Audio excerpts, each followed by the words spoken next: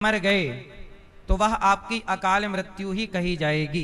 चाहे आप कैसे भी मरे, हार्ट अटैक से मरे, लोग कहते ना वो तो अपनी मौत से मर गए। जब 100 साल की आयु निश्चित है तो 100 साल के पहले आप मरे क्यों? अब आप कहोगे महाराज जी कोई मरना अपने हाथ में थोड़ी है। अपने हाथ में तो है नहीं। हाँ, इसलिए आपने लापरवाही क्या की? आप खाने पीने पे ध्यान नहीं देते, योग नहीं करते, बीमारियां आपको जकड़ लेती हैं, आप मर जाते हैं। इसलिए पूर्ण आयु लगभग 65-70 के बीच तो पहुंचो ही पहुंचो, लगभग लमसम। इसके पहले जिसकी भी मृत्यु होगी और जैसे भी होगी वह अकाल मृत्यु ही कही जाएगी। ये समझ लीजिए आप। समझ में आ रही है? कैसे भी आप मरो वो अकाल मृत्यु ही है। तो अकाल मृत्यु वाले को क्या होगा? वह प्रेत बनेगा। प्रेत बनना है उसे। अच्छा, प्रेत की योनि से कैसे मुक्ति हो? इसलिए हम कहते हैं कि हर व्यक्ति को अपने जीते जी भागवत सुन लेना चाहिए।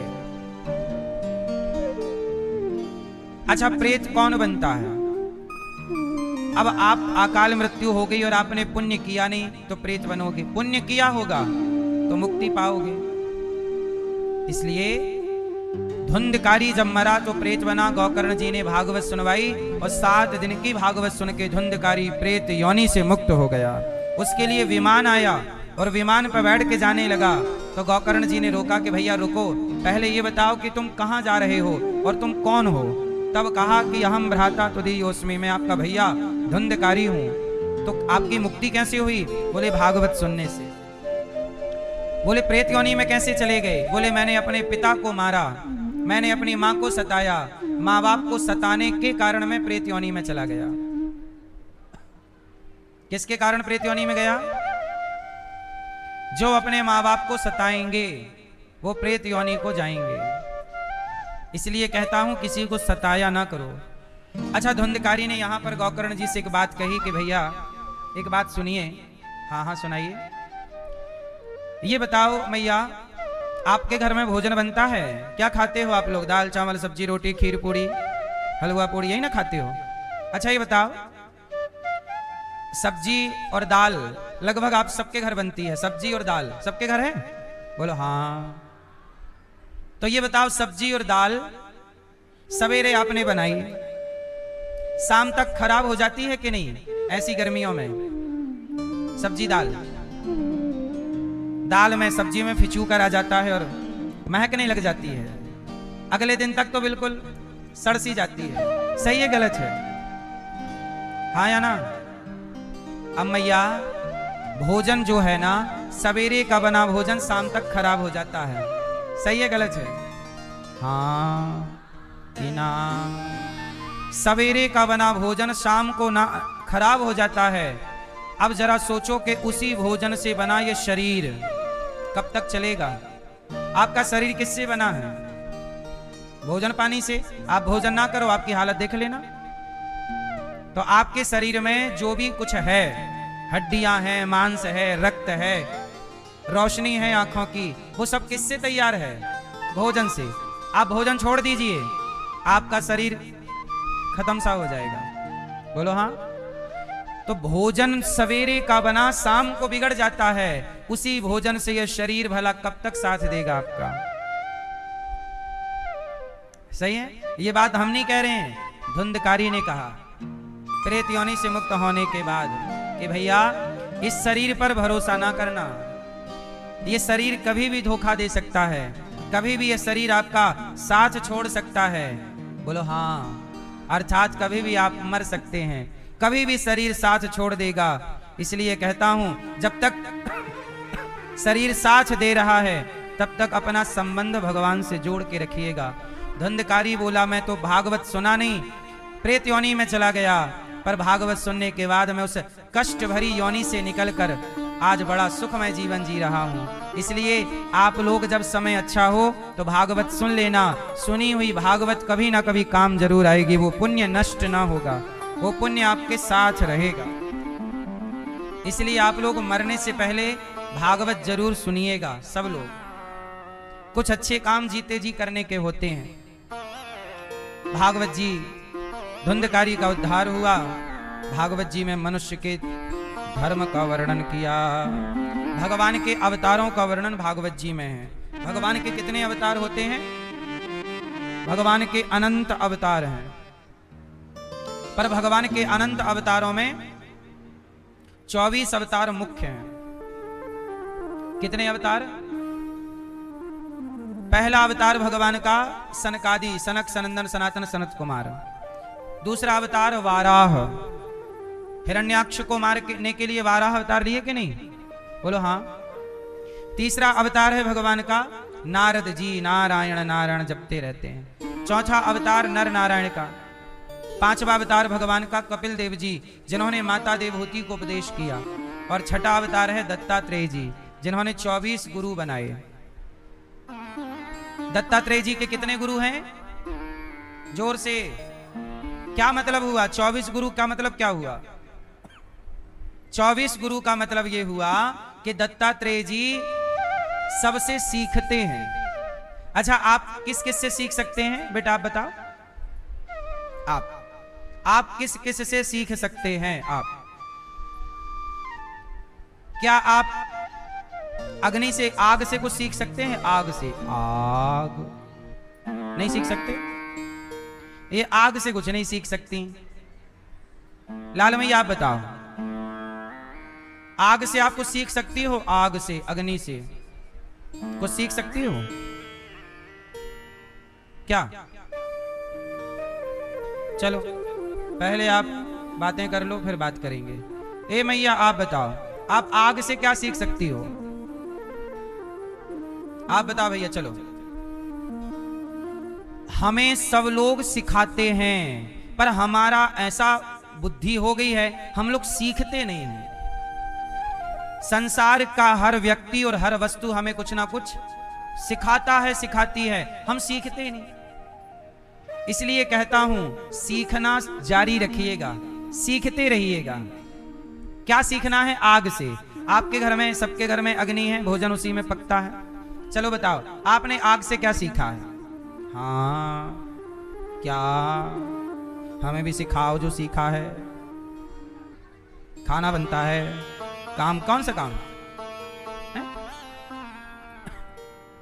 सीखा क्या? खाना बनता है तो है? चश्मा वाली मैया बताओ मेरी माँ। चलो इतनी देर यदि आप इतनी देर लगाओगे तब तो हमारी भागवत जी ऐसी हो ही गई। भागवत जी की इतनी देर नहीं। सुनो भैया, आग से हमने क्या सीखा? जैसे आग में हम कुछ भी डालते हैं, आग सब कुछ जला देती है, कुछ भी अपने पास बचा के। ऐसे आग से हमने ये सीखा कि जैसे आग सब कुछ जला देती है, अपने पास कुछ भी बचा के, ऐसे आप भी अग्नि की तरह हो। कोई आपका सम्मान करे, सम्मान भी जला के राख कर दो। अपमान करे, अपमान भी जला के राख कर दो। ना सम्मान अपने पास रखो, ना अपमान अपने पास रखो। यदि अपने पास रखना ही है तो केवल भगवान का नाम, भगवान का चिंतन अपने पास रखिए। आग सब कुछ भस्म कर डालती है। ऐसे आप भी अपने भीतर की बुराइयां भस्म कर दीजिए और आग की तरह निर्दोष हो जाइए। आग की तरह निर्दोष हो जाइए। आग में कोई दोष नहीं होता, अग्नि में कोई दोष नहीं होता। ऐसे ही आप भी अपने अंदर सब कुछ जला। अच्छा, आग के ऊपर कोई मलमूत्र फेंक दे या खीर पूड़ी फेंक दे, खीर पूड़ी फेंक दो या मलमूत्र फेंक दो, आग सब कुछ जला डालेगी और ये ना कहेगी कि ये क्यों फेंका, लाओ, वो जला के अपने को साफ कर लेगी। ऐसे ही कोई आपकी तरफ सम्मान फेंके या अपमान फेंके, फेंकने दो। आप अग्नि की तरह सबको जलाकर अपने को पवित्र कर लीजिएगा। ना सम्मान में उलझिए, ना अपमान में उलझिए। सम्मान भी तो उलझा देता है। सम्मान मिलेगा तो आपका घमंड बढ़ जाएगा, अपमान मिलेगा तो आपका क्रोध बढ़ जाएगा। और घमंड हो या क्रोध, दोनों ही स्वास्थ्य के लिए हानिकारक है। सही है कि नहीं? अच्छा, सम्मान ज्यादा मिलेगा तो घमंड आएगा कि नहीं? और घमंड अच्छी चीज है कि बुरी चीज है? तो सम्मान से घमंड मिलता है, इसलिए सम्मान भी अच्छा नहीं होता। और अपमान से भी क्रोध मिलता है। अपमान, यदि मैं आपका अपमान करूं, अभी आपको गुस्सा आ जाएगा, तो अपमान से क्रोध, और क्रोध भी अच्छी चीज नहीं है। इसलिए संत लोग अपने को दोनों से अलग कर लेते हैं। आप सम्मान करिए या अपमान, उन्हें कोई फर्क नहीं पड़ता। तो अग्नि ये सिखाती है, ठीक है, बोलो हाँ। अब बताओ जल, पानी क्या सिखाता है? भैया बताएंगे हमारे। पानी से आपने क्या सीखा? पानी साफ, पानी साफ कर देता है, पानी साफ कर देता है। अच्छा,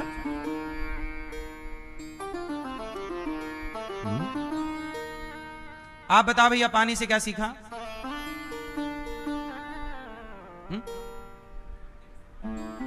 अपने में समा लेता है, मतलब डुबा देता है। ये तो पानी का दोष बता रहे हो आप कि डुबा देता है। सुनो, जल से हम लोग ये सीख सकते हैं कि जैसे जल, पानी को आप गर्म करो, कितना भी और उबाल लो, पर वो थोड़ा मौका मिलते ही वो अपने को ठंडा कर लेता है ना।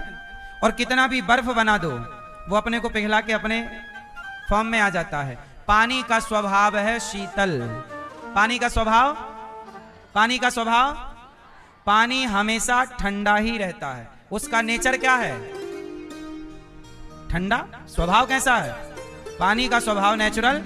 यदि धूप में है तब तो गर्म होगा, बहुत ठंडक में है तो ठंडा होगा, लेकिन यदि नेचुरल है, सामान्य, तो वह पानी अपने नेचुरल स्वभाव में रहता है। वो पानी का स्वभाव है ठंडा। कितना भी गर्म कर दो वो ठंडा हो जाएगा, वो कितना भी बर्फ बना दो वो पिघल के अपने नेचुरल फॉर्म में पहुंच जाएगा। बोलो हाँ। जैसे जल का स्वभाव ठंडा होता है, उसी तरह आप जल से ये सीखें कि हमें कोई कितना भी क्रोध दिलाए, जैसे पानी को कितना भी उबालो, आपको कोई कितना भी गुस्सा दिलाए, पर आप सदा ठंडे ही रहो। आपके स्वभाव पर कोई प्रभाव नहीं पड़ना चाहिए। जैसे पानी को कितना बर्फ बनाओ या कितना उबालो, उसको कोई फर्क, ऐसे ही आपको कोई कितना भी क्रोध दिलाए, कितना भी आपके स्वभाव के साथ खेले, पर आपका स्वभाव सदा शांत होना चाहिए, ठंडा होना चाहिए। दिमाग कैसा हो? गरम, गरम के ठंडा, और आपकी खोपड़ी गरम रहती है। पानी से सीखो, जैसे पानी हमेशा ठंडा रहता है और पानी शांत रहता है। यदि तालाब का है तो बड़ा शांत है, तो पानी का स्वभाव शांत है। समुद्र की लहरें उसे अशांत कर देती हैं, चूंकि वो स्वभाव समुद्र का है, पानी का नहीं। पानी का स्वभाव क्या है? शांत। ऐसे आप भी शांति को चुनिए, शांत रहिए। अच्छा, पानी से एक चीज और सीख सकते हैं। एक गिलास पानी में आप थोड़ी सी माटी डाल दो, पूरा पानी गंदा हो जाएगा। बोलो हाँ। अब पानी, एक बाल्टी पानी में मिट्टी डालो, गंदा हो गया। अच्छा, उसे साफ करना हो तो क्या करें? हैं? थोड़ी देर पानी को शांत छोड़ दीजिए। जैसे ही पानी को शांत छोड़ेंगे तो पानी अपने को क्या कर लेगा? साफ कर लेगा, गंदगी नीचे बैठा देगा और साफ पानी ऊपर आ जाएगा। बोलो हाँ। ये पानी से सीखने जैसा है कि जैसे पानी को शांत छोड़ दीजिए, वो अपने आप को शुद्ध कर लेता है। ऐसे आप भी जब बहुत परेशान हो जाएं तो अपने आप को थोड़ी देर के लिए सबसे चित्त मन हटाकर अपने को शांत छोड़ दीजिए। अपने आप आपके अंदर की बुराई भी नीचे बैठ जाएगी और चित्त निर्मल हो जाएगा, जल की तरह। तो जल हमेशा निर्मल होता, ऐसे आपका मन भी निर्मल होना चाहिए। यह हम जल से सीखते हैं। बोलो हाँ। अच्छा, ये बताओ, मधुमक्खी से क्या सीखा आपने? मधुमक्खी से, मधुमक्खी सारी जिंदगी शहद इकट्ठी करती है, इकट्ठा करती है, और जैसे इकट्ठी होती है कोई दूसरा आता है लेके चला जाता है। इसलिए कहते हैं एक मधुमक्खी ही है बस जो इकट्ठा करने पे भरोसा करती है, बाकी चिड़िया कभी इकट्ठा नहीं करती, शेर कभी इकट्ठा नहीं करता। खाया पी आगे बढ़ा, चिड़िया खाई पी उड़ी, चींटी खाई पी आगे बढ़ी। एक मधुमक्खी है जो लंबे समय के लिए इकट्ठा करती है, लेकिन वो इकट्ठा करती है कोई दूसरा खा जाता है। तो मधुमक्खी से ये सीख मिली कि आप इकट्ठा कर लीजिए, समय बर्बाद कर लीजिए इकट्ठा करने में, पर खाएगा तो दूसरा ही। इसलिए जो समय इकट्ठा करने में जा रहा है वो समय भगवान के चिंतन में जाना चाहिए, आत्म कल्याण में जाना चाहिए। मधुमक्खी से ये सीखना है कि हमें मधुमक्खी की तरह संग्रह नहीं करना। क्या नहीं करना है? संग्रह उतना करो जितने की जरूरत है। जैसे आपको घर बनाना है, घर बना लीजिए। गाड़ी खरीदनी है, गाड़ी खरीद लीजिए। थोड़ा दुकान मकान चलाना है, थोड़ा सा बैंक बैलेंस रखना है, ठीक है, रख लीजिए। पर आप लोग संग्रह किसके लिए करते हैं? बेटा, फिर बेटे का बेटा, 2-4 पीढ़ी के लिए आप जोड़ते रहते हैं। बच्चों को योग्य बनाइए, टैलेंट दीजिए, संस्कार दीजिए। बच्चों के लिए जोड़िए मत। बच्चों में गुण होगा तो कमा के खा लेंगे, और गुण नहीं होगा तो कितना भी कमा के दे दो बर्बाद कर लेंगे। सही है कि गलत है? आजकल माँ बाप क्या गलती करते हैं? बच्चों को संस्कार नहीं देते, बच्चों के लिए कमा कमा के रखते हैं।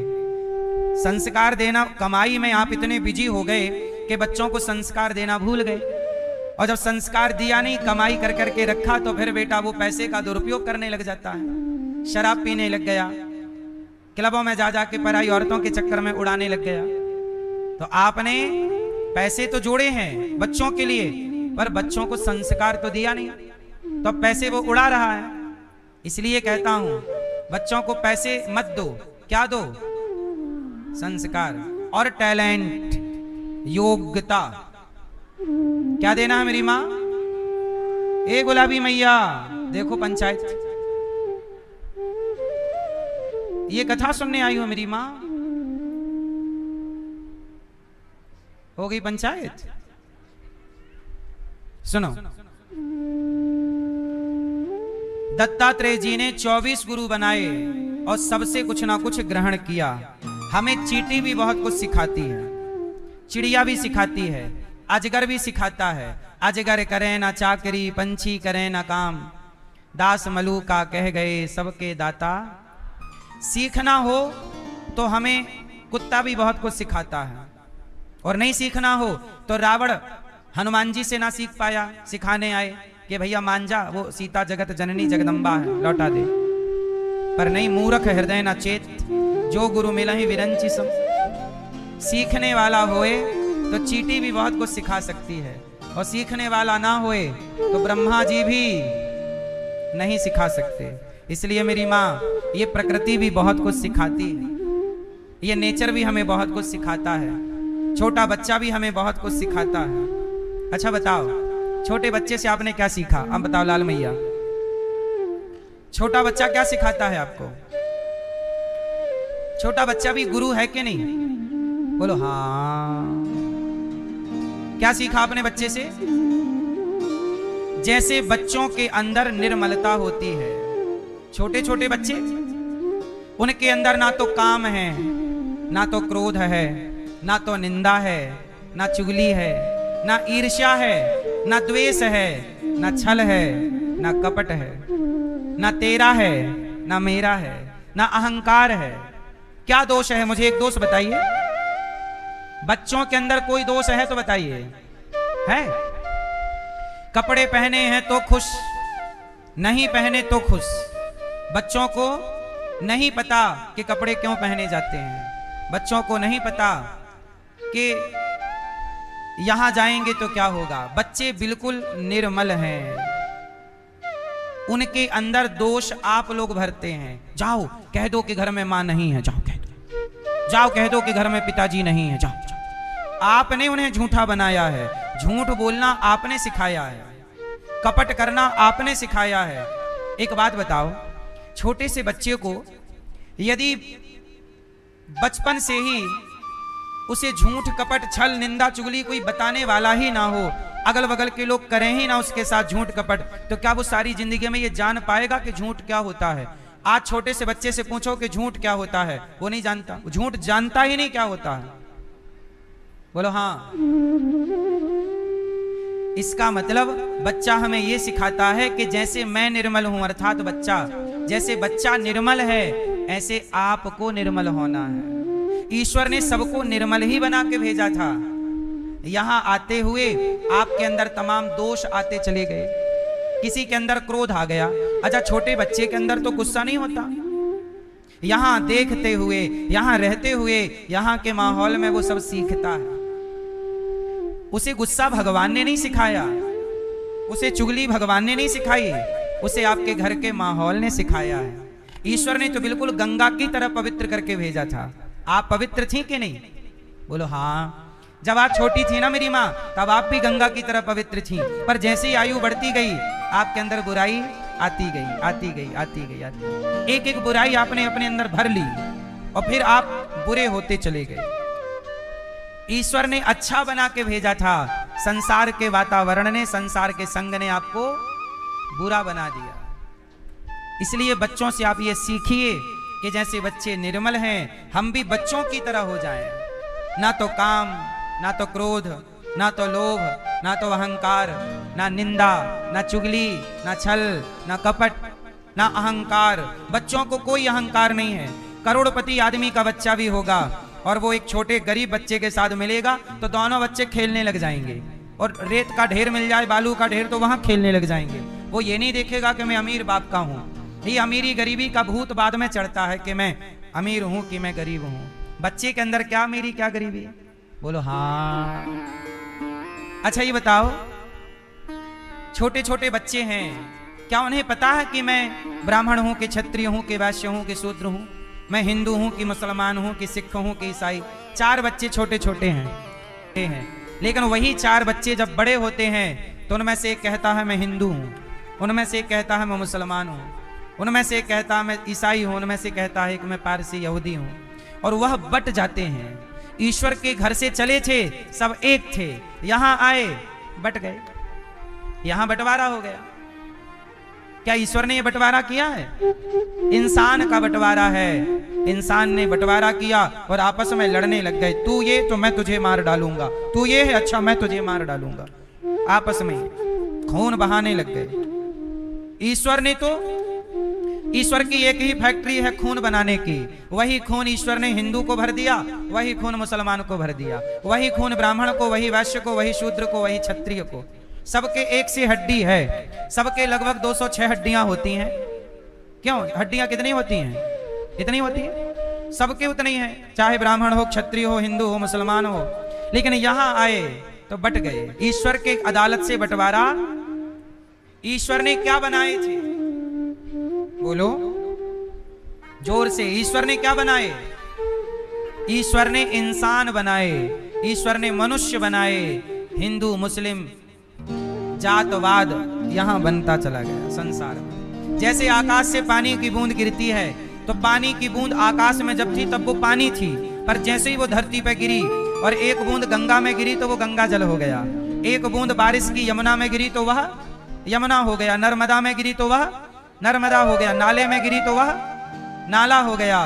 आकाश में जब पानी था तब वो पानी एक था, जैसे ही गिरता गया, जहां गिरा जो संगत उस बूंद को मिलती चली गई, पानी का वह रंग रूप होता चला गया।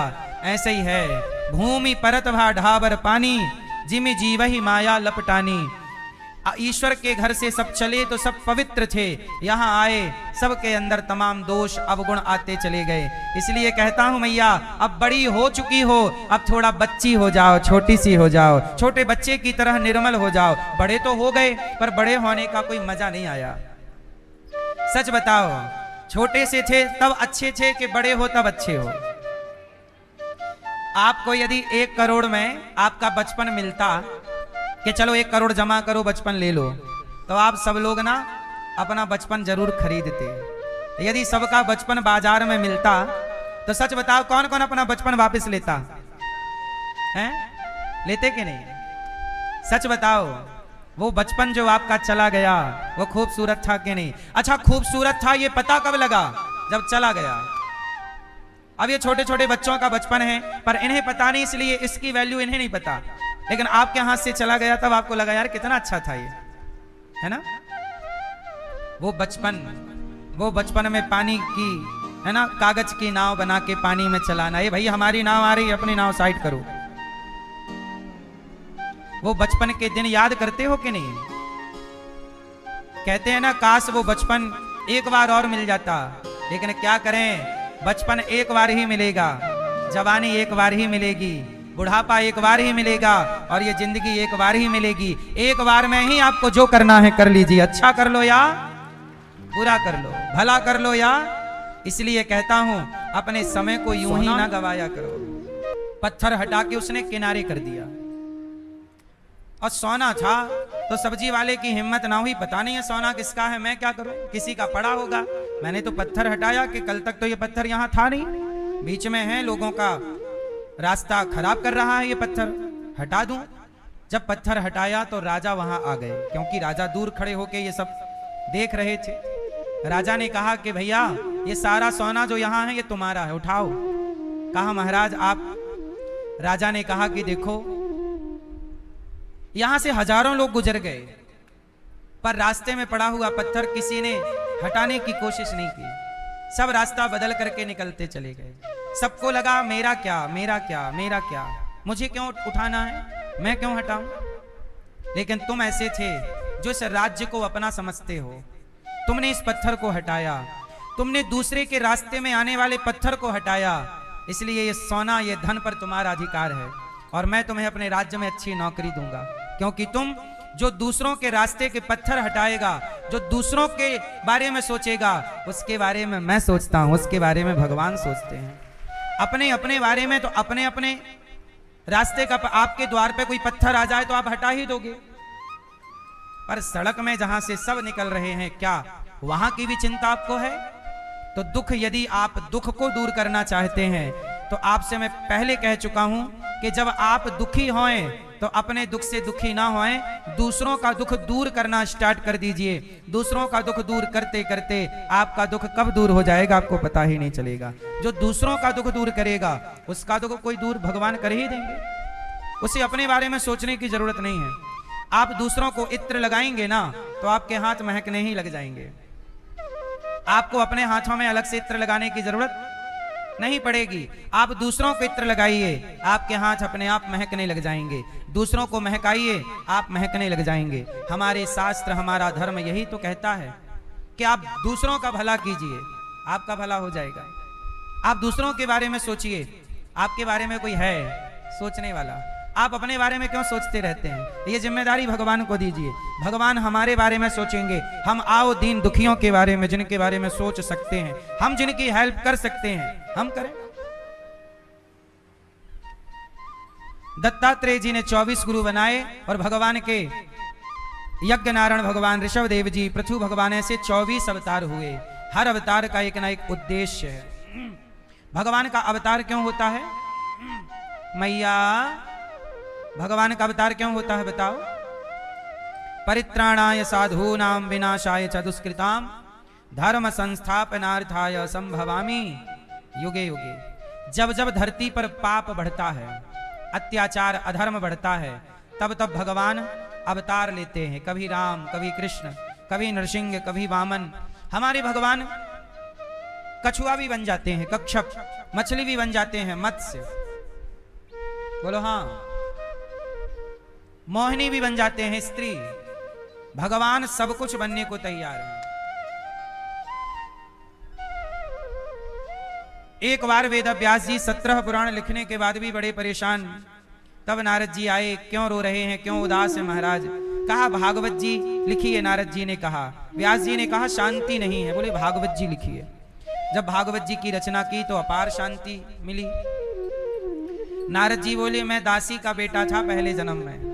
देखो, जब आप सेवा करते हैं तो आप बड़े कैसे होते हैं, ये नारद जी से सीखिए। नारद जी का नाम किस किस ने सुना है? नारद जी पिछले जन्म में कौन थे जानते हैं? नारद जी पिछले जन्म में दासी के बेटा थे। इनकी माँ घर में जा जा के काम धाम करती थी, बर्तन, कपड़े, पोंछा, झाड़ू। तो जब माँ जाती तो नारद जी भी छोटे बच्चे थे, माँ के पीछे पीछे चले गए। एक गांव में इनकी माँ की पक्की नौकरी लग गई, एक पंडित जी के घर झाड़ू पोंछा करने की।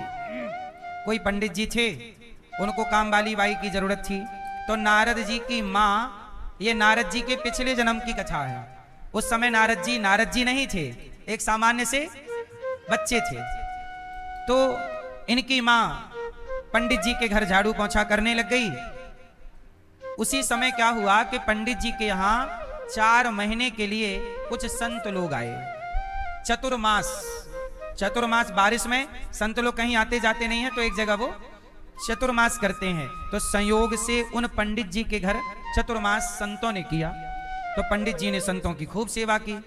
तो पंडित जी के यहाँ काम वाली बाई के रूप में नारद जी की माता थी, तो संतों की थाली धुलना, संतों की जो सेवा थी नारद जी की माता करने लग गई। अच्छा, नारद जी उस समय क्या थे? छोटे से बालक। तो ये भी सत्संग करते हैं, इनको अच्छा लगता। छोटे बालक थे, संत लोग खा पी के लेट जाएं तो ये जाके पांव दबाने लग जाएं। तो संतों की नजर पड़ी, तो संतों ने इस बालक को अपने पास बिठाया। ए बालक, यहाँ आओ, क्या नाम है तुम्हारा? नारद जी ने अपना नाम बताया। कहा कि तुम क्या करते हो, कुछ पढ़ते हो? नारद जी बोले, माँ काम करती है, मैं कुछ पढ़ता नहीं हूँ, आप कृपा करो तो मैं कुछ पढ़ लिख जाऊं। संतों ने कहा तो मैं पढ़ाऊंगा, पढ़ोगे? हाँ हाँ पढ़ूंगा। तो संतों ने क्या किया, नारद जी को एक मंत्र दे दिया। बोले अभी तुम इस मंत्र का जाप करो और सेवा करो। अब नारद जी छोटे से बालक हैं, वो सेवा कर रहे हैं। सेवा कभी संतों के कपड़े लाकर दे देते हैं, छोटे हैं तो उनके हिसाब का छोटा मोटा काम। बाकी समय वो कथा सुनते हैं, सत्संग करते हैं, और संत लोग कीर्तन करें तो कीर्तन करते हैं। अब 4 महीने पूरे हो गए, संत लोग जाने लगे। तो नारद जी बोले, साधु जी हमें भी संग संग ले चलो। संत जी बोले, चलो तुम भी साधु बन जाना।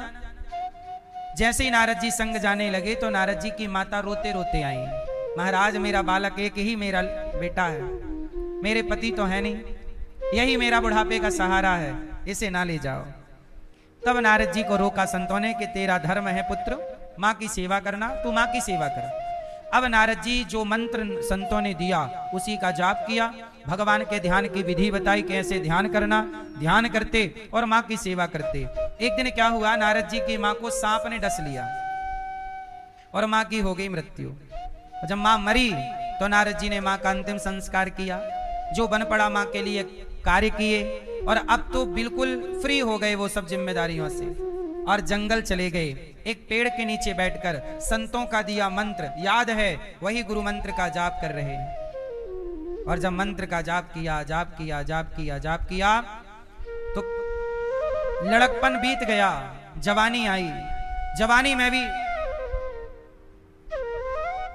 चिंतन केवल भगवान का है। जंगल में अकेले कंदमूल फल खाते हैं और पूरी जवानी भगवान के चिंतन में, पूरी जवानी और पूरा बुढ़ापा। एक दिन नारद जी रोने लग गए, हे प्रभु, मैंने आज तक तो तुम्हें देखा नहीं, और मेरी पूरी जवानी बुढ़ापा बीत गया, अब मौत का समय है, क्या मुझे आपके दर्शन नहीं होंगे? ये कौन रो रहा है? नारद जी। क्या आपके दर्शन नहीं होंगे? क्या आपके दर्शन के बिना प्राण निकल जाएंगे? तभी क्या हुआ कि जैसे बारिश में बिजली नहीं आकाश में कड़कती, और बिजली चमकती और चमक के पूरे आकाश में प्रकाश, जरा 1 सेकंड में प्रकाश हुआ और फिर गायब, फिर अंधेरा। हाँ या ना? ऐसे इतनी देर के लिए नारद जी के सामने भगवान प्रकट हो गए, और प्रकट हुए, जैसे बिजली चमकी और गायब, ऐसे भगवान आए, दर्शन दिए, गायब। अब नारद जी व्याकुल, प्रभु कहां चले गए, कहां चले गए? तब आकाशवाणी हुई, बालक, इस शरीर से तुम मेरा दर्शन नहीं कर पाओगे। तो नारद जी ने कहा, जब नहीं कर पाऊंगा तो इतना भी दर्शन क्यों कराया? भगवान ने कहा, दर्शन नहीं कराते तो आपको यह लगता कि मैंने जिनकी तपस्या की, पता नहीं वो मिलेंगे कि नहीं। मैं हूं, मिलूंगा, पर मेरा प्रत्यक्ष दर्शन करने की ताकत अभी आपके अंदर है नहीं। आपको अगला जीवन जो मिलेगा वो मेरी शरणागति आपको तब मिलेगी। तब नारद जी ने अपना वो शरीर छोड़ा, और जब नारद जी का अगला जन्म हुआ तो ये ब्रह्मा जी के पुत्र बनकर प्रकट हुए, जिन्हें आज सारा संसार देवर्षि नारद जी कहते हैं। ये नारद जी पिछले जन्म में दासी के बेटा है। एक बात आपसे ये समझानी है आपको कि मैं दासी का पुत्र ही हूं, गरीब हूं, इसका मतलब ये नहीं कि भगवान नहीं मिलेंगे। भगवान अमीरी गरीबी देख कर नहीं, आपकी तपस्या, आपका त्याग, आपकी भक्ति देखकर, यदि आपकी तपस्या भक्ति है तो भगवान नारद जी को कैसे मिले? सदा के लिए मिल गए। आज भी नारद जी भगवान के जब चाहे दर्शन करें, जहां चाहे जाएं, उनके लिए कोई भी दरवाजा बंद। तो ये नारद जी की कथा है। ये कथा हमें ये समझाती है कि भगवान प्रेम चाहते हैं, तपस्या। इसलिए कहता हूं थोड़ा सा आपका जीवन तपोमय होना चाहिए। थोड़ा आप भी तपस्वी बनो, थोड़ा सर्दी सहो, गर्मी सहो, थोड़ा सी संसार के कष्ट सहो। आप लोग थोड़े थोड़े कष्ट में व्याकुल हो जाते हैं। जरा सा कष्ट आया रोने लग जाते हैं, थोड़ी सी तकलीफ आई परेशान हो जाते हैं।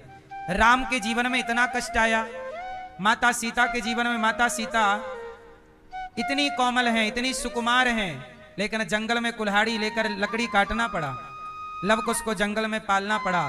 कल कौन सा समय आ जाए किसका कौन जानता है। इसलिए थोड़ा अपने को मजबूत बनाइए, हर परिस्थिति में आप रह सकें, परिस्थिति आपको परेशान ना करें।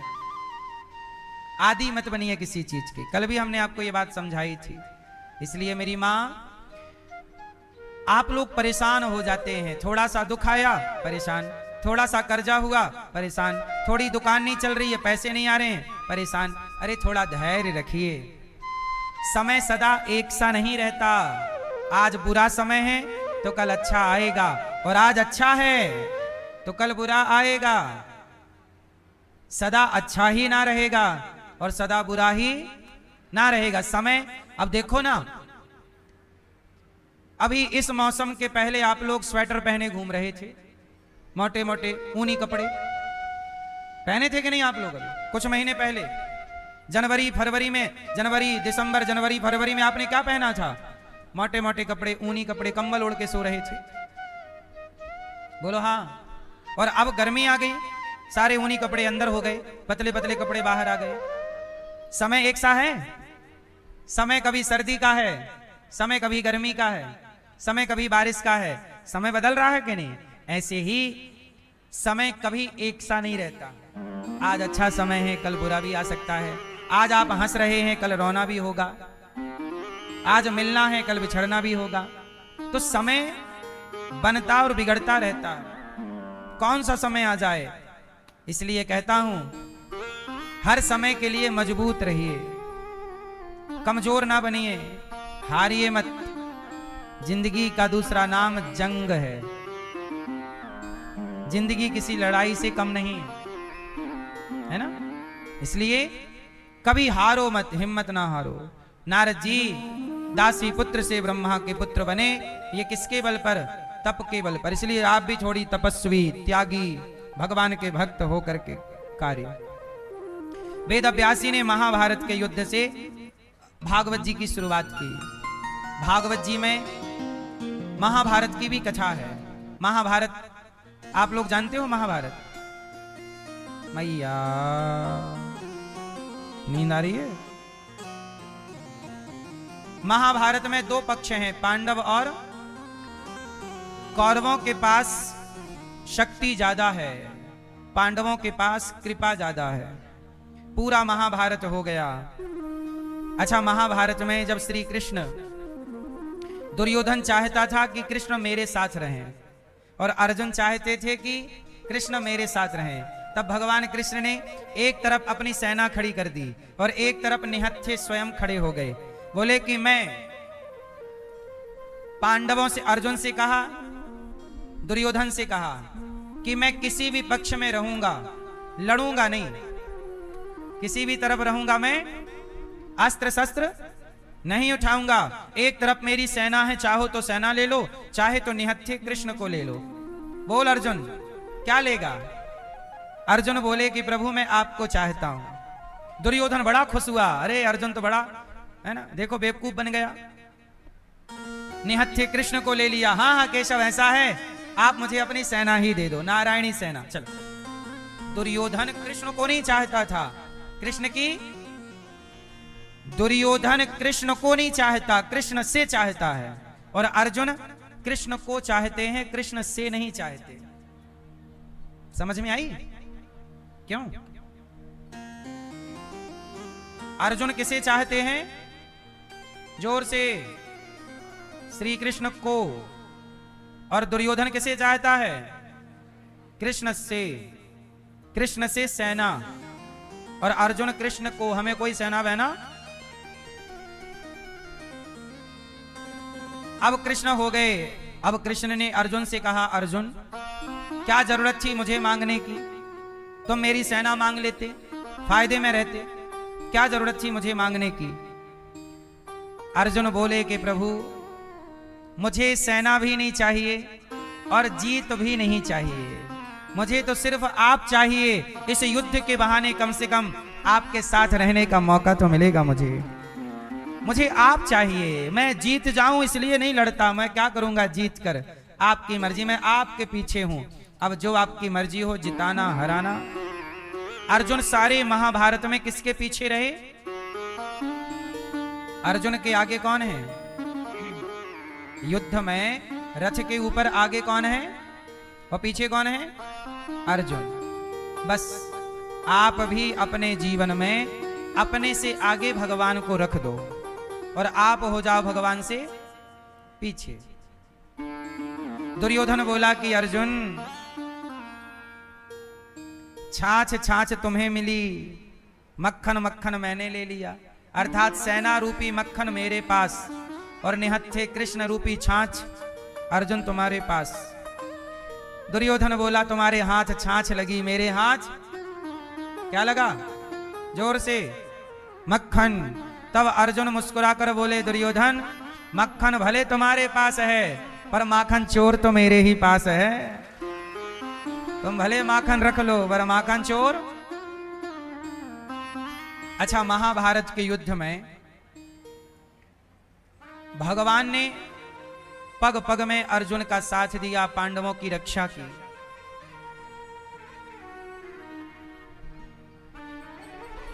हम लोगों को भी कई बार लगता है कि ये युद्ध हम लड़ रहे हैं, ये हम जीतेंगे, हम ये करेंगे वो करेंगे। पर बहुत ठंडे दिमाग से जब आप सोचो, जब पूरा महाभारत हो गया ना मेरी माँ, तब भगवान कृष्ण अर्जुन से बोले कि अर्जुन अपना रथ छोड़कर यहां आ जाओ मेरे पास। और जैसे ही अर्जुन उतरे कि रथ में आग लग गई और रथ एक जोरदार धमाका हुआ और पूरा रथ ब्लास्ट हो गया। अर्जुन बाण निकाले, प्रभु लगता है अभी भी मेरा कोई शत्रु जिंदा है। भगवान बोले अर्जुन कोई भी आपका शत्रु जीवित नहीं है। तो प्रभु ये मेरा रथ जल कैसे गया, आग कैसे लगी? भगवान कृष्ण बोले कि अर्जुन आपका रथ तो पहले दिन के युद्ध में ही जल गया था। आपके रथ तो पहले दिन के युद्ध में ही जल गया था। वो तो आपके रथ में मैं बैठा था, इसलिए आग में इतनी ताकत नहीं कि वो जहां मैं बैठा हूं उसे जला सके। क्योंकि अग्नि देवता भी तो भगवान के दास ही हैं। अग्नि भगवान का मुख ही तो है। अर्जुन का अहंकार समाप्त हुआ। अर्जुन को लग रहा था कि मैंने युद्ध जीता, मैंने उन्हें मारा, मैंने इतना बलवान हूं मैं। मैया जी, अर्जुन को आज समझ में आया कि पूरे महाभारत के विजेता भगवान कृष्ण हैं। अच्छा, भगवान ने एक भी बाण नहीं चलाया पर लड़े वही, ना लड़ते हुए भी वही लड़ रहे हैं, ना करते हुए भी वही कर रहे हैं। इसलिए तो तुलसीदास जी ने कहा बिनु पग चलहि सुनहि बिनु काना, कर बिनु कर्म करहि विधि नाना। भगवान बिना कान के सुनते हैं, बिना आंख के देखते हैं, बिना पांव के चलते हैं, बिना हाथ लगाए काम, ये भगवान है। आप लोग कई बार ये मान बैठते हो कि मैं कर रही हूं, मैंने किया, आपने किया। ये केवल गलतफहमी है जिसमें हम जीते रहते हैं। द्रौपदी के 5 पुत्रों को अश्वत्थामा ने मार डाला। गुरु द्रोणाचार्य ने महाभारत में प्रतिज्ञा कर ली कि कल के युद्ध में मैं पांडवों को मार दूंगा। पांडवों को मारने की प्रतिज्ञा किसने कर ली थी? भीष्म पितामह ने। भीष्म पितामह बोले कल के युद्ध में मैं पांडवों को मार डालूंगा। जब द्रौपदी को पता लगा कि पितामह ने मेरे पतियों को मारने की प्रतिज्ञा कर ली, तब द्रौपदी दौड़ करके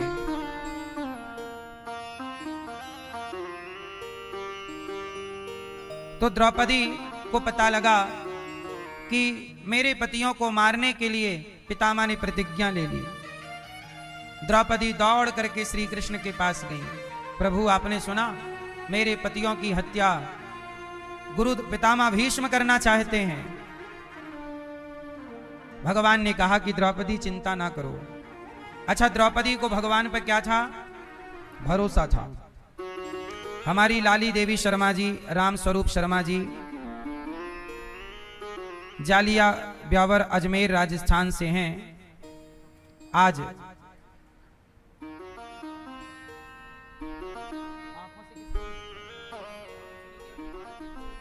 राम स्वरूप जी, लाली मैया को नहीं दिखता। लाली मैया हैं, घर पे बैठी हैं, अभी कथा सुन रही हैं, उनको दिखता नहीं है, पर उन्होंने अपने बच्चों से यहाँ वृद्ध माओं के भोजन के लिए, संतों की सेवा के लिए मैया ने 45,000 रुपये भिजवाए हैं कि जाओ बेटा गौरी गोपाल में वृद्ध माओं को भोजन करा के आओ। तो ये बच्चे आए हैं अपनी माता के लिए भोजन देने के लिए। देखो मैया नहीं आ सकती तो बच्चों के हाथ भिजवाया कि जाओ वृद्ध माओं के लिए, यहाँ की सेवाओं के लिए। आप भी गौरी गोपाल आश्रम की सेवाओं से अपने आप को जोड़िएगा जरूर, और आप भी इन सेवाओं से अपने आप को जोड़कर पवित्र कीजिएगा।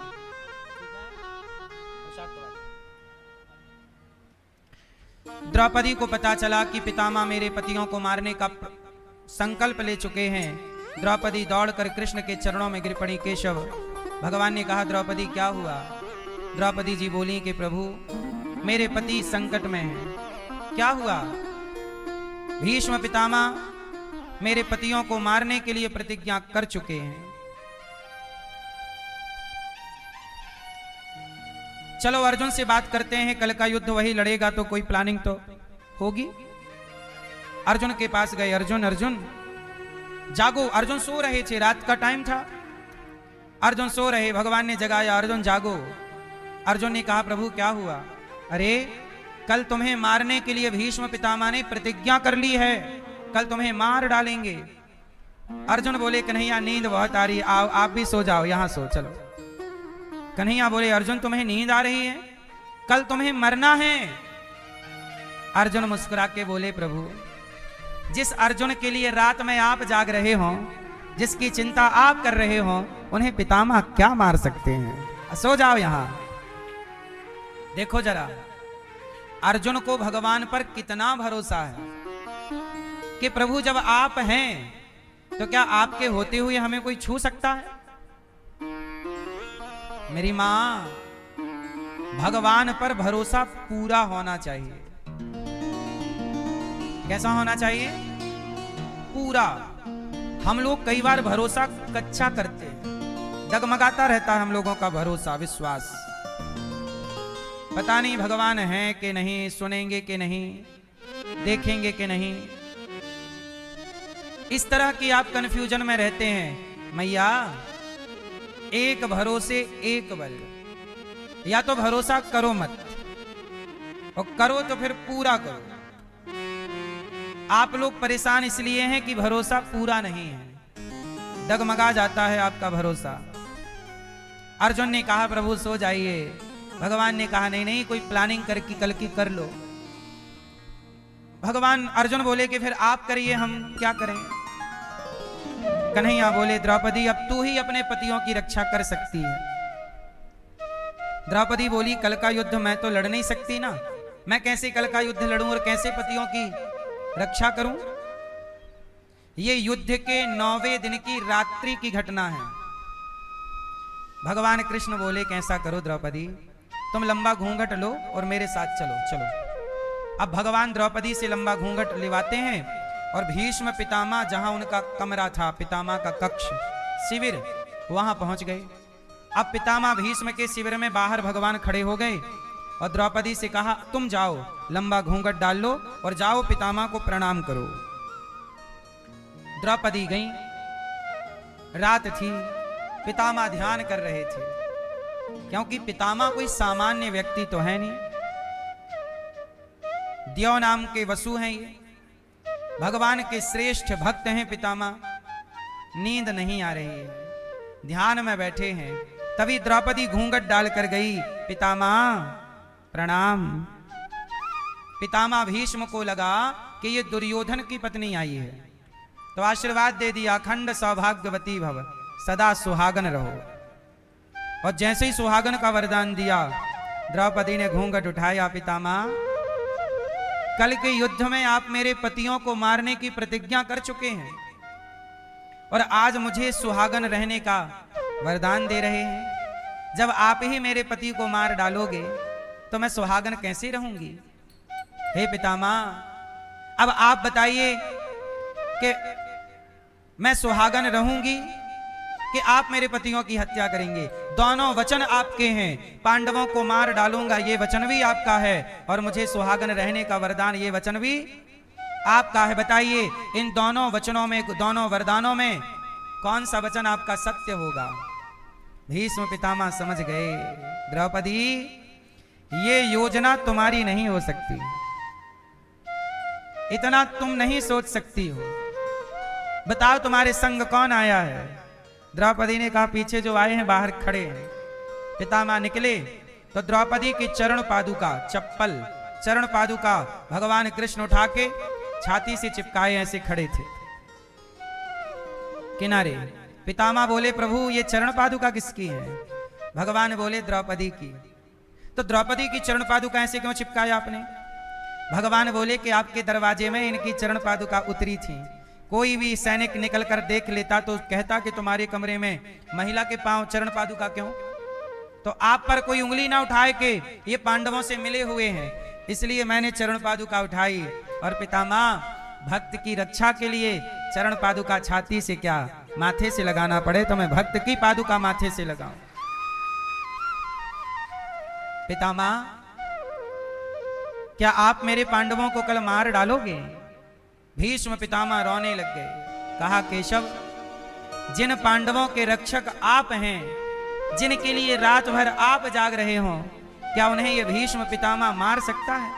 प्रभु कल मैं मारूंगा नहीं, कल मेरा अंतिम युद्ध है। और अगले 10वें दिन का जब युद्ध हुआ ना मेरी मां, भीष्म पितामह ने अर्जुन पर बाणों की बरसात कर दी। ऐसा लग रहा है कि अर्जुन को मार डालेंगे पितामह।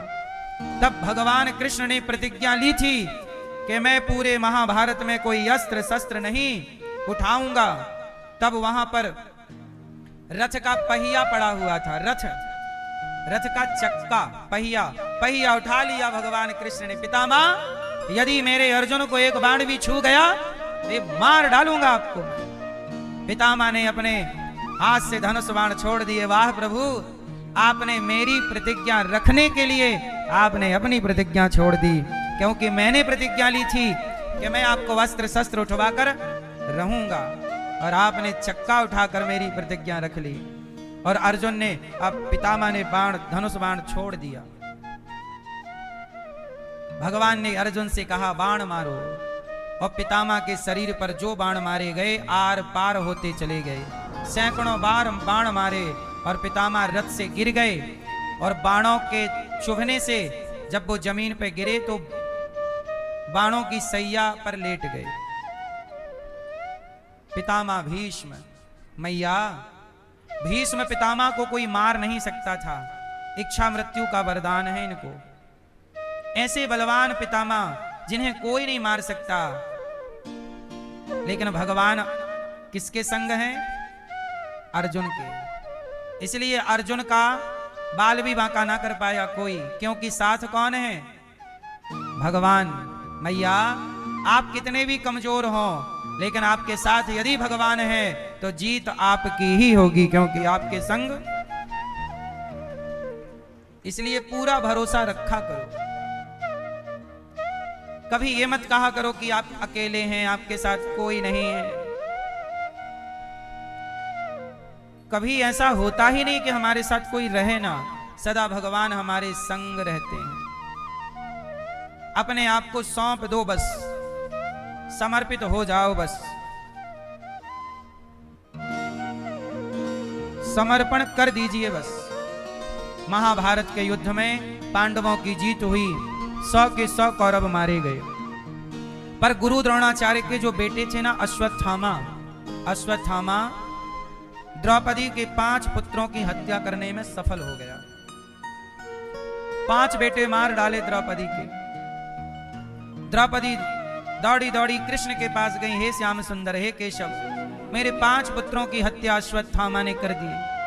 भगवान कृष्ण बोले द्रौपदी इन 5 बच्चों की आयु इतनी ही थी, देखो भगवान चाहते तो सबको जिंदा कर सकते थे, पर नहीं, पांडवों को मरने नहीं दिया। द्रौपदी के 5 पुत्र चले गए। कई बार किसी के जीवन के लिए किसी का जीवन जाता है, ईश्वर का बैलेंस ऐसा ही है।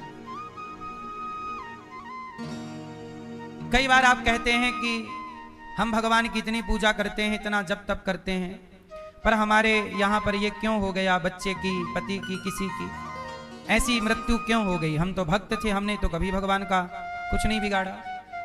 तो द्रौपदी ने कौन सा बिगाड़ा था? पर द्रौपदी के भी तो 5 पुत्रों की मृत्यु हुई कि नहीं? द्रौपदी के पुत्र तो गए, भगवान कृष्ण के सगे भांजे अभिमन्यु, सुभद्रा के पुत्र, उनकी भी मृत्यु हुई इसी महाभारत में, जो कि 20 साल का बालक था। ये मृत्यु लोक है मेरी मां, यहां सब लोग मरने के लिए ही आए हैं। कोई ऐसा ना रहा इस जगत में जिसे आकर के जाना ना पड़ा। हाँ, कोई जल्दी चला गया, थोड़ा देर से गया, गए सब। आया है सो जाएगा, राजा रंक फकीर, एक सिंहासन चढ़ चला, एक बंधा जंजीर। जाना सबको ही है, इसलिए कहता हूं इस संसार में आए हो, ज्यादा यहाँ के हो के ना रह जाना, यहाँ के लोगों से प्यार ना कर लेना, लगाव ना लगाना, दिल ना लगाना। यहाँ के लोग अपने नहीं, यहाँ के लोग अपने तो केवल भगवान हैं। यहाँ हम आए हैं और यहाँ से हम भी अपना काम पूरा करके चले जाएंगे। एक तारीख आएगी जो आपके फोटो पे अंकित हो जाएगी, लिख जाएगी। एक आपकी जन्म की तारीख रहेगी पहली, और जब आप मरोगे तो आपकी फोटो में इस तारीख को जन्म की, यहाँ जन्म की तारीख, यहाँ मृत्यु की, ये 2 तारीख आपकी भी। एक बात बताएं, मरने की तारीख तो है कि नहीं? बस आपको पता नहीं है। जन्म की तारीख और मृत्यु की तारीख, फोटो रह जाएगी, लोग आएंगे। इसलिए कहता हूं मेरी मां, यदि तुम यहां के थे तो यहां से चले क्यों गए? इसका मतलब आप यहां के नहीं थे। मैया, आप कहां से आई हो? हैं? कहां से? इंदौर से। आप इंदौर की हो? मैया, आप कहां की हो? राजापुर, बिलासपुर। आप मैया हैं? हाँ, कथा नहीं सुन रही हो मेरी मां? कह रही हो हम इंदौर से आई हैं, कह रही हैं मैया हम बिलासपुर से आई हैं। अरे मैया, तुम इंदौर की कब से हो गई? तुम यहां की नहीं हो, तुम वहां की हो। झूठा पता ना दो। इंदौर में तुम हमें मिलो ना मिलो, वहां जरूर मिलोगी। बोलो हाँ कि ना? तो हम कहां के हैं? हम सब यहां के नहीं हैं, हम सब वहां के हैं। और यहां रहोगी थोड़े समय, यहां से चलो वहीं चलना है। इसलिए यहां वालों से ज्यादा मोहब्बत ना करना। धृतराष्ट्र चले गए, दुर्योधन क्या बोल रहा था? सुई की नोक बराबर जमीन नहीं दूंगा पांडवों को, यही ना बोल रहा था? सुई की नोक बराबर भी जमीन नहीं दूंगा। अब मर गया दुर्योधन तो ले गया होगा सुई की नोक बराबर। ले गया दुर्योधन? ले गया? ले खुद नहीं गया रत्ती भर, वो बातें कर रहा है सुई की नोक बराबर नहीं दूंगा। जिस जमीन के लिए महाभारत हुआ, आज भी वो जमीन जहां की तहां है। ना जीतने वाले रहे ना हारने वाले रहे, जमीन जहां की तहां। आप लोग पता नहीं किस बात की लड़ाइयां करते हैं, लड़ लड़ के आप मर जाते हैं। जिसके लिए लड़े वो जहां की तहां। सच बताओ, महाभारत जिस जमीन के लिए हुआ था, हस्तिनापुर के लिए, वो हस्तिनापुर आज भी वही है। आज जिसे आप मेरठ कहते हैं ना, दिल्ली से सटा हुआ, हरिद्वार जाने में पड़ता है मेरठ, वह मेरठ पिछले उस टाइम का हस्तिनापुर वही है जिसे आप मेरठ कहते हैं। फिर आज वहां घोचूलाल का घर बना हुआ है, जिस पर कह रहे थे कौरव के ये हमारा, मैं नहीं दूंगा सुई की नोक बराबर। अब तू नहीं देगा तो मत दे, तू तो गया। घोचूलाल ने घर बना लिया वहां।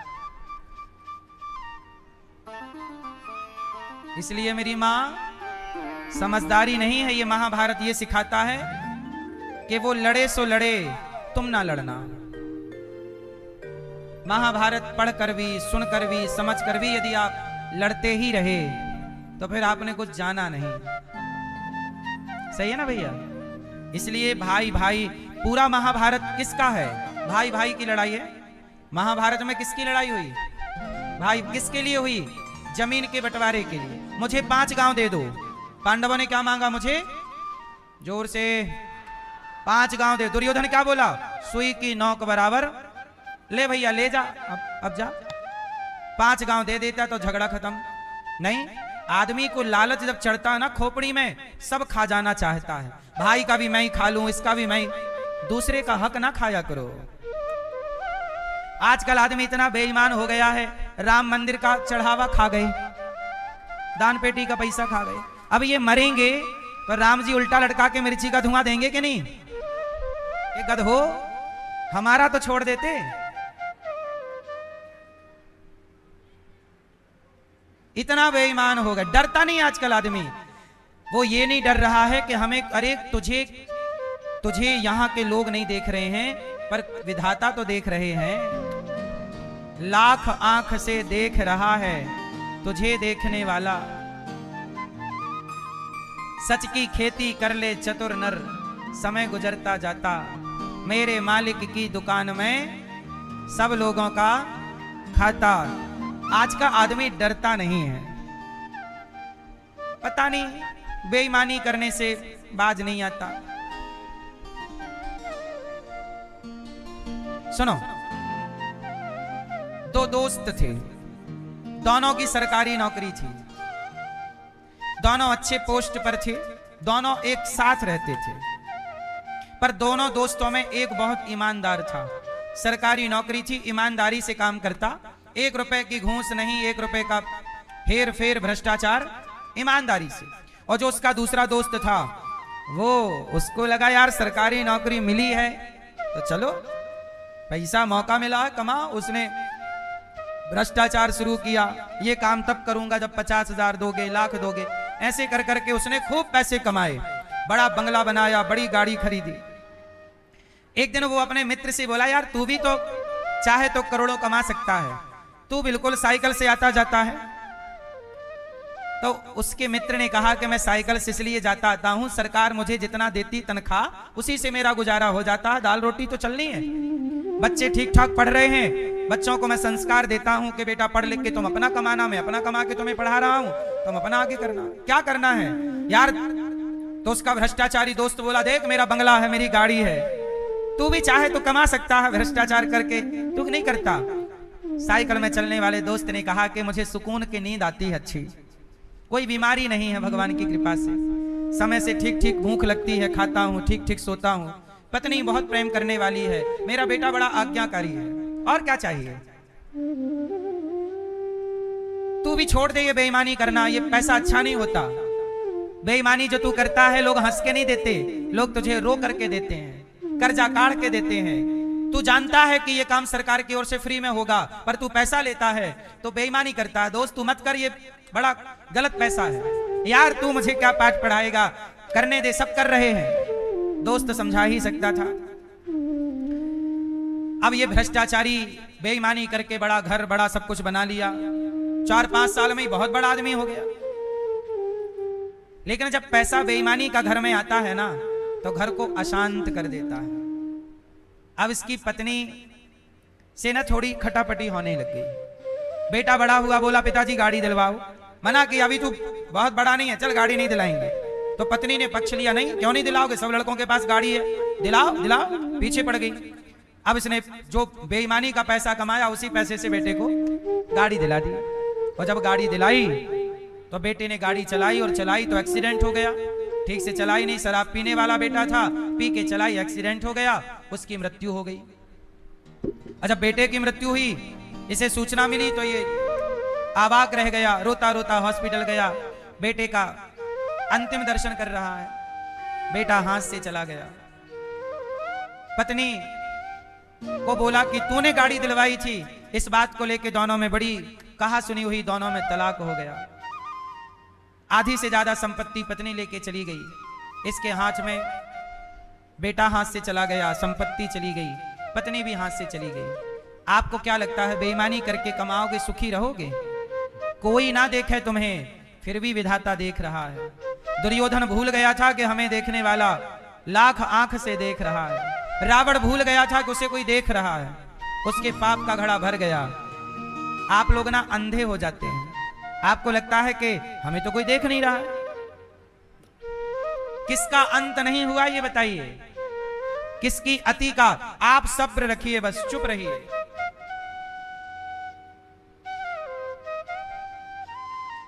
तुमने गलत किया है, तुम्हारे साथ गलत होगा। तुमने भाई का धन खाया है, नाश होगा तुम्हारा, लिख लेना कागज में। इसलिए किसी का धन लाख पड़ा है, पड़े रहने दो, आप मत छुओ, आप मत उठाओ।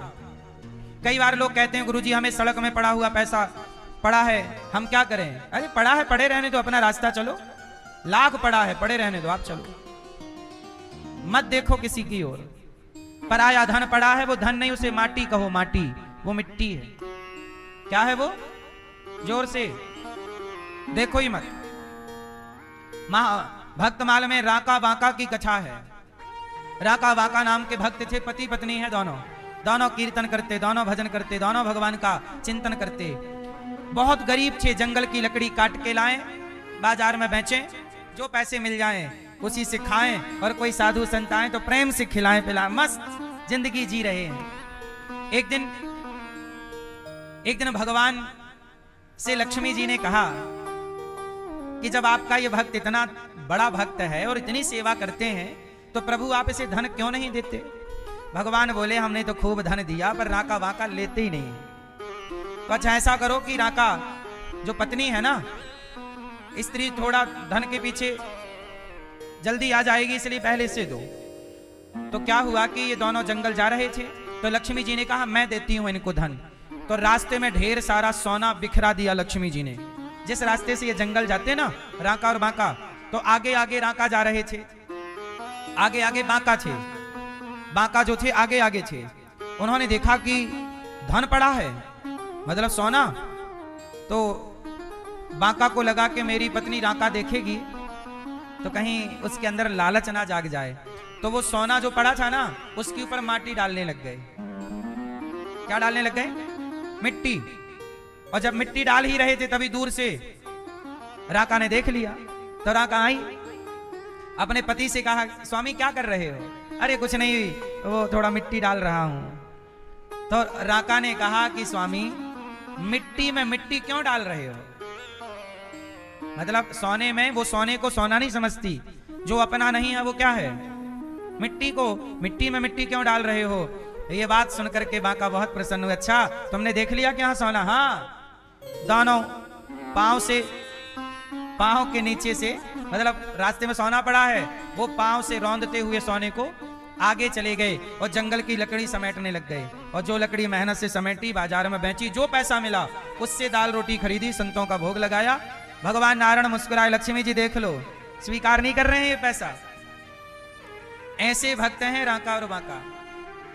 वो ये चाहते हैं कि जीवन का सुख संतुष्टि में है, जितना मालिक ने दिया है उसमें संतुष्ट रहा जाए। दूसरे का धन लाख है, हमें क्या करना? इसलिए आप भी अपने भाई का, भौजाई का, पड़ोसी का, रिश्तेदारों का धन देखकर परेशान ना हुआ करिए। उसके भाग्य का उसके पास है, आपके भाग्य का आपके पास है। विधाता ने सबको दो हाथ दे रखे हैं। आप अपने हाथों से मेहनत करिए, उसने मेहनत करी तो वो कमाया, तुम भी मेहनत करो, तुम भी कमाओ। दूसरों को देखकर जला ना करो। हाँ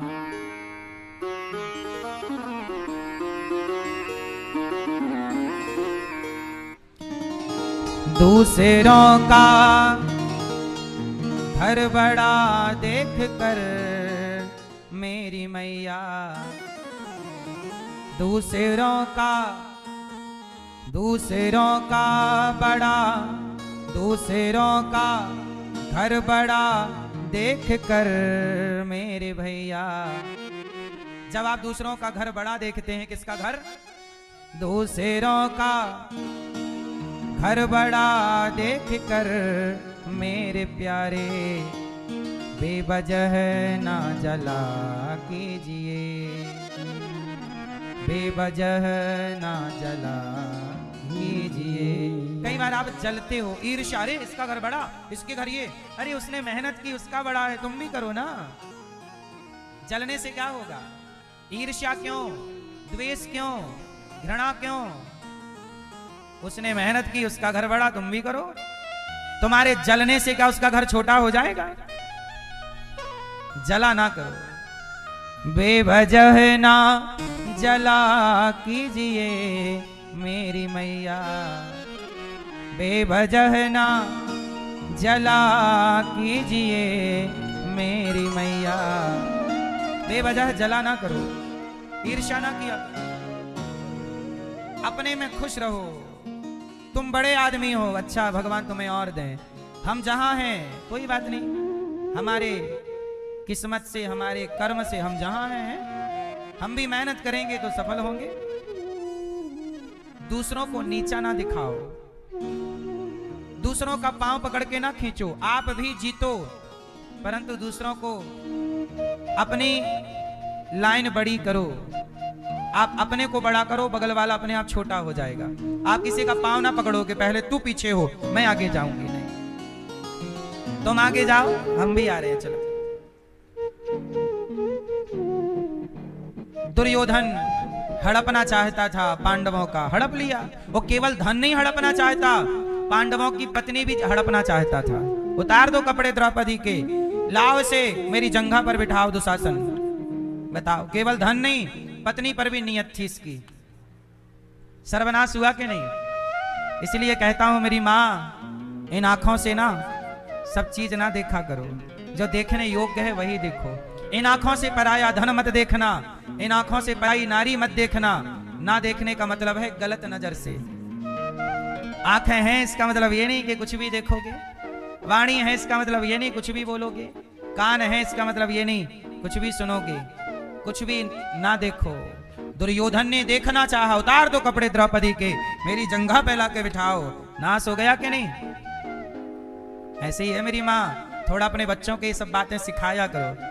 आप में से बहुतों के बच्चे ऐसे हो जाते हैं, आप कहते हो महाराज जी मेरा बच्चा सुनता नहीं है ना? तुम्हारे अपने बच्चे नहीं सुनते, चौराहे पर बैठकर किसी बहन बेटी को गलत बोलते हैं, है ना? नारी का सम्मान करना सीखा नहीं, पुरुष का सम्मान करना स्त्री ने भी नहीं सीखा। आजकल माँ बाप बच्चे पैदा तो कर रहे हैं, पर संस्कार देने की जिम्मेदारी कोई ले नहीं रहा है। बोलो हाँ। आजकल लोग अपनी जिम्मेदारी से भाग रहे हैं, माँ बाप भी भाग रहे हैं। जिम्मेदारी माँ बाप खुद नहीं बच्चों को संस्कार दे रहे हैं। जब बेटा सुनने लायक है सुनता है, तब उसे कथा सुनवाते नहीं हो, अच्छी बातें सुनवाते नहीं हो, और जब वो बड़ा हो जाता है तब कहते हो सुनता नहीं है। भाई कच्चे घड़े को ही ना बदला जा सकता है, पकने के बाद तो फिर आप उसे बदल नहीं सकते। कच्चे घड़े का आकार बदल सकते हैं आप, कच्चे घड़े का लड़कपन में बदला जा सकता है, जवानी में बदलना कठिन है। इसलिए आजकल बहुत सारे माँ बाप। अच्छा ये बताओ, महाभारत के युद्ध में किसकी गलती थी? हैं? बाबूजी बताओ, महाभारत के युद्ध में किसकी गलती थी? बैठे बैठे हैं? किसके? क्लियर नहीं आ रही आवाज। किसकी? हाँ, किसकी गलती थी? हैं? धृतराष्ट्र। किसकी मैया? किसकी गलती थी? हैं? किसकी?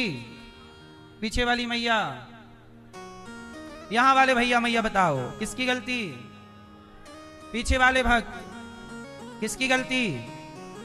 किसकी? हाँ, पूरे महाभारत में धृतराष्ट्र की भी गलती है, दुर्योधन की भी, दुशासन की भी, कर्ण की भी, पितामह की भी, सबकी है। पर इन सब में एक और गलती है। किसकी? गांधारी की। किसकी? क्यों?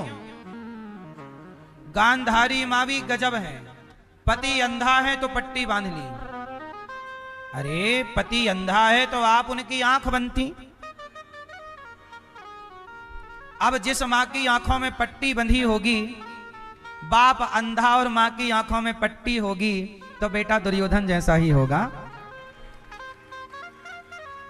इसलिए मां की आंखों में पट्टी नहीं होनी चाहिए।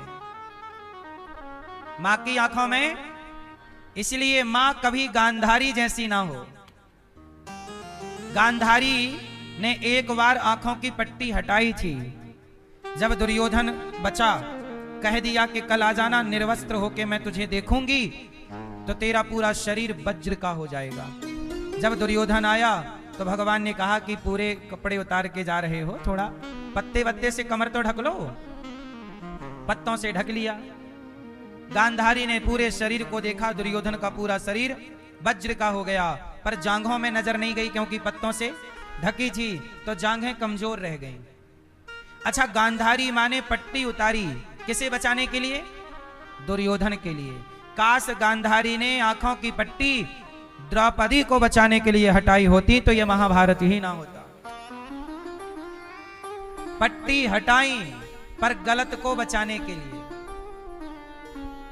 इसलिए मां, आप लोग अपनी आंखों में पट्टी, आप भी अपनी आंखों में पट्टी बांध लेती हो। तुम्हारा बेटा सिगरेट पीने लग गया है, तुम्हें दिखा नहीं? तुम्हारा बेटा गलत दोस्तों के संग बैठ करके गलत गलत बातें, गलत गलत योजना बनाने लग गया। तुम भी अपने बेटे को थोड़ा डांटा करो, है ना? लड़कियों को देख के गलत गलत बोलता है, थोड़ा डांटा करो, 2-4 थप्पड़ जमा दिया करो। गधा, तेरी भी बहन है, तेरी बहन को कोई बोले तो। मां बिल्कुल गांधारी हो जाती है, तब औलाद बिगड़ जाती है। यदि मां बाप का कोई का एक का भी अंकुश रहे तो बच्चे जल्दी बिगड़ते नहीं हैं। आप मां ना लापरवाह मां हो गई हो, बस बच्चे पैदा कर दिए और पकड़ा दिया मोबाइल, ये ले, है ना? मोबाइल पकड़ा दिया, मोबाइल पकड़ाया और बाद में मैया रो रही, महाराज जी मोबाइल बहुत चलाता है बच्चा। मैया मोबाइल चलाता है बच्चा, दिया किसने मोबाइल? वो खरीद के तो लाया नहीं बच्चा, तुम नहीं दिया, रोगी तुम नहीं बनाया, अब रोती भी तुम हो, तुम ही रोगी बनाती हो, तुम ही रोती हो, क्योंकि तुम गांधारी हो। अच्छी मां बनो मेरी मां। आप सफल मां नहीं बन पाती हो, फेल हो। आपका बेटा आपकी बात नहीं सुनता, आपका बेटा आपकी नहीं मानता, इससे ज्यादा और आपकी असफलता क्या होगी? बताओ, सफल मां कौन है? जिसका बेटा नहीं सुनता वो मां सफल, कि जिसका बेटा आज्ञाकारी है वो मां बाप सफल? कौन से मां बाप सफल हैं? तुम्हारा बेटा आज्ञा, तुम कैसे मां बाप हो? अपने औलाद को ठीक से, अरे कुम्हार घड़ा बनाता है कि नहीं? कुम्हार का घड़ा यदि फूटा है तो कच्चा कुम्हार है, और कुम्हार का घड़ा यदि पका है, ठीक से है, तो वो समझदार कुम्हार है। तुम भी वो कुम्हार हो जो अपने बच्चों का निर्माण करते हो। आप अपने बेटे को सही बनाओ तो आपकी जय जयकार है, और आपका बेटा बुरा बनेगा तो आपका ही समाज में नाम खराब होगा। तुम्हारा बेटा बलात्कार करेगा तो नाम तुम्हारा खराब होगा कि नहीं? तुम्हारी बेटी भाग जाएगी, नाम खराब होगा कि नहीं? तो तुम्हारी बेटी जब इस तरह से इलू इलू खेल रही थी, तुम्हारा बेटा जब अखियां लड़ा रहा था, तब तुम कहां थी? अपने बच्चों का मोबाइल चेक करते रहा करो। आजकल बच्चे पासवर्ड लगा के रखते हैं, 4 थप्पड़ जमा, खोल चेक करा। गधा कहीं का पासवर्ड लगाएगा। माँ बाप के आगे क्या पासवर्ड है? पासवर्ड। जो बच्चा ज्यादा लॉक रखता है मोबाइल, समझ लो गड़बड़ है। इसको बाप के 4 जूते की जरूरत है, पूरे पूरे। यदि कुछ गलत नहीं है तो लॉक की क्या जरूरत? घर में तो घर वालों को तो पता रहे, हाँ बाहर वाले के लिए लॉक रखो, पर माँ को तो पता होना चाहिए बेटे का पासवर्ड। बाप को पता होना चाहिए नहीं बेटे का पासवर्ड? बोलो हाँ कि ना। तो आपके बेटों के मोबाइल, बेटी के मोबाइल को चेक करो, व्हाट्सएप पे किससे इलू इलू चल रही है। इंस्टाग्राम चेक कर डालो, फेसबुक चेक कर डालो पूरा। आजकल के छोरा एडवांस हैं, कंबल ओढ़ के अंदर इलू इलू खेलते हैं। मां को लगा छोरी सो गई, सो ही नहीं, भेज रही है वो इलू इलू।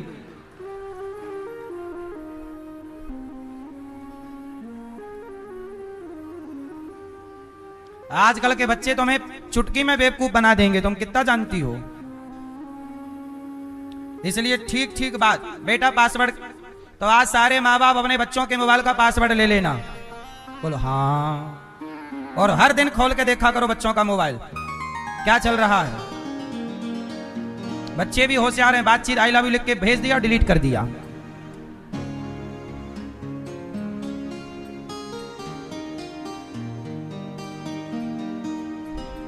भैया तुम अभी चेक करने लग गई मोबाइल, ये देखो। हाँ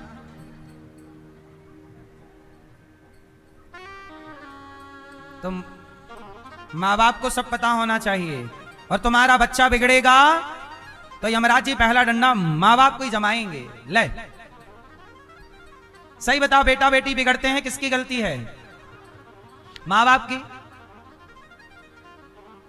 इसलिए माँ बाप को जिम्मेदार होना। आप लोग ना बस बच्चे पैदा कर दिए, करके छोड़ दिए। ऐसे तो सुअर पैदा करके छोड़ देते हैं, घूमते रहो बेटा, जाओ इस नाली उस नाली में। ऐसे थोड़ी होता, पैदा कर दिया छोड़ दिया। अरे पूरी जिम्मेदारी, जब तक वो पूरा तैयार ना हो जाए, पूरा बेटी कहां जा रही है, किससे मिल रही है, बेटा कहां जा रहा, किससे मिल रहा, माँ बाप को पल पल की जानकारी होनी चाहिए। तुम जब बेटों पे तुम ध्यान देना बंद कर देते हो तब बच्चे बिगड़ जाते हैं। तो